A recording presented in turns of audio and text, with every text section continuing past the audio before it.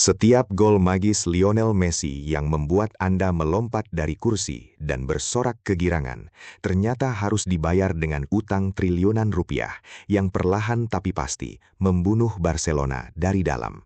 Bayangkan, gemuruh hampir 100.000 penonton di Camp Nou menggemakan namanya tanpa henti setiap akhir pekan, sebuah pertunjukan paling memukau di bumi. Tapi di balik panggung megah yang bersinar terang ini, ada sebuah cerita gelap yang disembunyikan rapat-rapat oleh para petinggi klub.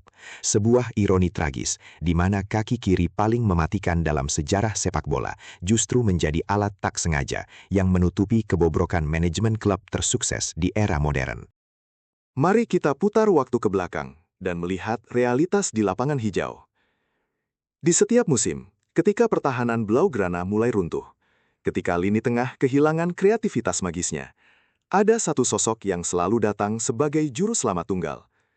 Si nomor 10, Lapulda, dengan determinasi yang tak masuk akal, selalu memanggul tim ini sendirian di pundaknya. Ia menggiring bola melewati barisan pertahanan lawan, layaknya penyihir, mencetak gol-gol yang menentang hukum fisika, dan menyumbangkan trofi demi trofi ke lemari raksasa Katalan. Kemenangan-kemenangan heroik ini bagaikan obat bius berdosis tinggi bagi para pendukung, dan tentu saja bagi para petinggi klub. Mereka semua dibutakan oleh keajaiban di atas lapangan hijau, menari di atas penderitaan struktural yang mulai retak.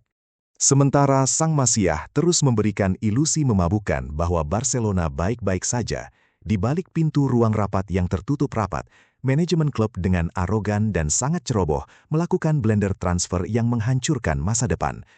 Ratusan juta euro dibakar ke udara tanpa keraguan untuk mendatangkan pemain-pemain bintang yang berujung tragis menjadi sekadar penghangat bangku cadangan. Nama-nama besar didatangkan dengan harga transfer selangit dan struktur gaji yang sama sekali tidak masuk akal.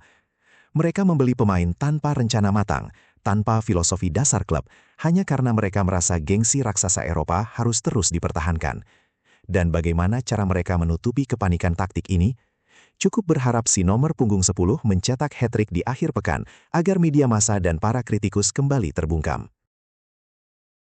Inilah siklus setan yang mematikan dan mencekik perlahan.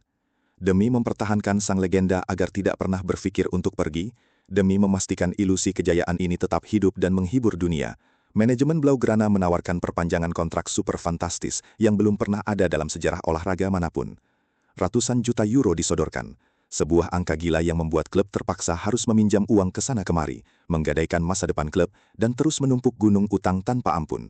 Manajemen tahu persis bahwa klub sebenarnya tidak mampu membayarnya, tetapi mereka jauh lebih tahu bahwa membiarkan sang ikon pergi berarti menelanjangi semua kegagalan sistemik yang selama ini nyaman disembunyikan di balik jubah pahlawan sang kapten. Lalu, badai terbesar itu pun tiba. Krisis global menghantam tanpa ampun. Pandemi menyapu bersih seluruh pendapatan vital klub. Tidak ada lagi pemasukan dari tiket pertandingan, tidak ada lagi tur museum yang selalu penuh sesak, dan anjloknya penjualan merchandise. Ketika air laut tiba-tiba surut secara drastis, saat itulah akhirnya terlihat jelas siapa yang selama ini berenang tanpa busana. Ilusi kejayaan itu pecah berkeping-keping. Mesin pencetak uang seketika berhenti berputar, tetapi beban gaji raksasa dan cicilan utang transfer masa lalu tetap datang menagih tanpa toleransi. Tidak ada lagi sorak-sorai penonton penutup duka, digantikan oleh suara alarm kebangkrutan yang berbunyi nyaring memekakkan telinga di kantor pusat klub. Keajaiban magis di lapangan hijau tak lagi berdaya menyelamatkan angka-angka merah di buku akuntansi yang telah membengkak melampaui ambang batas nalar manusia. Dan tibalah hari yang kelam itu.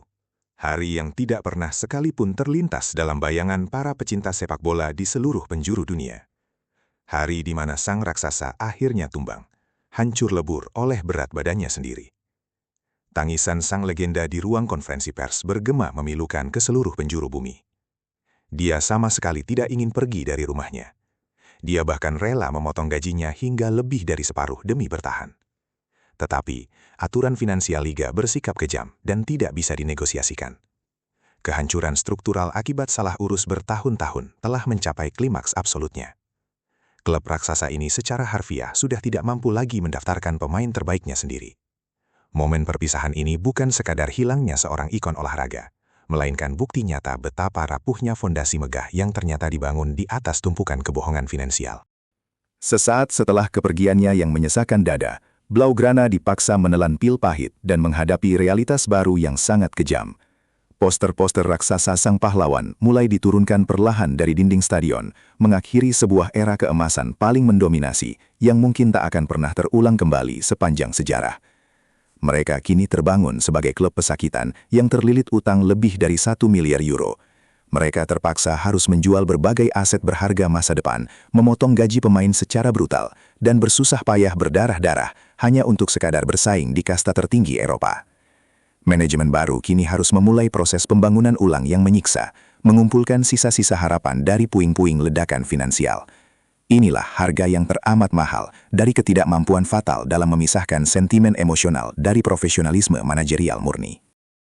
Kisah tentang Lionel Messi dan Barcelona selamanya akan dikenang sebagai romansa terindah yang pernah diukir dalam sejarah olahraga. Namun, perhatikanlah dengan saksama. Di balik setiap kilauan kepingan piala dan rekor dunia yang tercipta, tersembunyi sebuah pelajaran bisnis paling pahit bagi dunia olahraga modern.